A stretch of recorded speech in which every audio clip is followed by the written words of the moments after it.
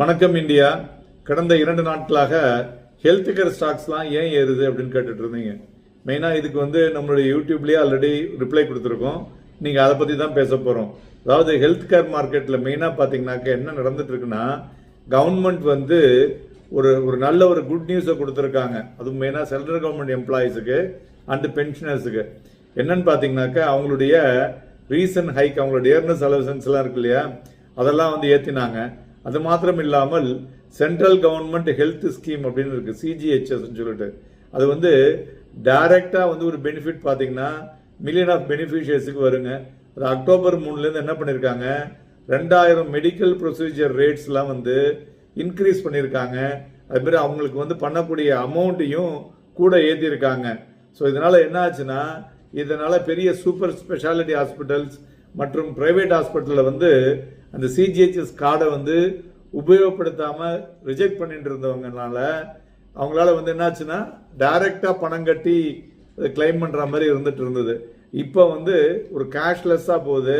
So அந்த based on the classification பார்க்கும் பொழுது Tier 2 சிட்டிஸும் சரி, Tier 3 சிட்டிஸ்லும் சரி, ஒரு பெட்டர் இம்பாக்ட் இது மூலியமா கிடைக்கிறதுனால, இந்த நியூ ரேட்ஸ் மூலியமா பண்றதுனால ஒரு பெட்டர் ஹாஸ்பிட்டல் அவங்களுக்கு கேர் கிடைக்கும். ரெண்டாவது, ஹாஸ்பிட்டலுக்கும் பார்த்தீங்கன்னாக்க நிறைய பேஷண்ட்ஸ் இப்போ ப்ரைவேட் ஹாஸ்பிட்டலில் இப்போ அவங்களுக்கு அட்மிட் ஆகக்கூடிய வாய்ப்புகள் அதிகமாக இருக்கக்கூடும்.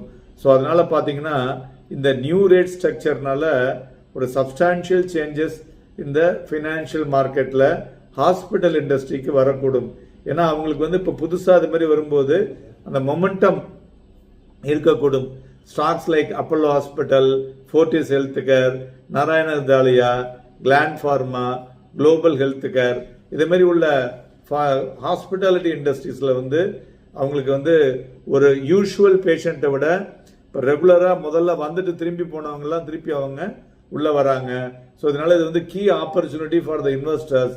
என்னன்னு பார்த்தீங்கன்னாக்க, ஒரு revenue growth of the hospital ஃபர்தராக இன்க்ரீஸ் ஆகக்கூடும். அதாவது இந்த சிஜிஹெச்எஸ் ரிவிஷனால 25% 35% எக்ஸ்போஷர் கூட வரக்கூடும் என்ற எதிர்பார்ப்பு இருக்கிறது. அதனால இந்த செக்டார் அடுத்தது என்ன பண்ண போறாங்க, என்ன மாதிரி விஷயத்தை சொல்ல போறார்கள் என்று பார்த்து கொண்டு அவங்களுடைய ரிசல்ட்ஸுக்கு தகுந்த மாதிரி நீங்க அதில் முதலீடு செய்யலாம். நன்றி, வணக்கம்.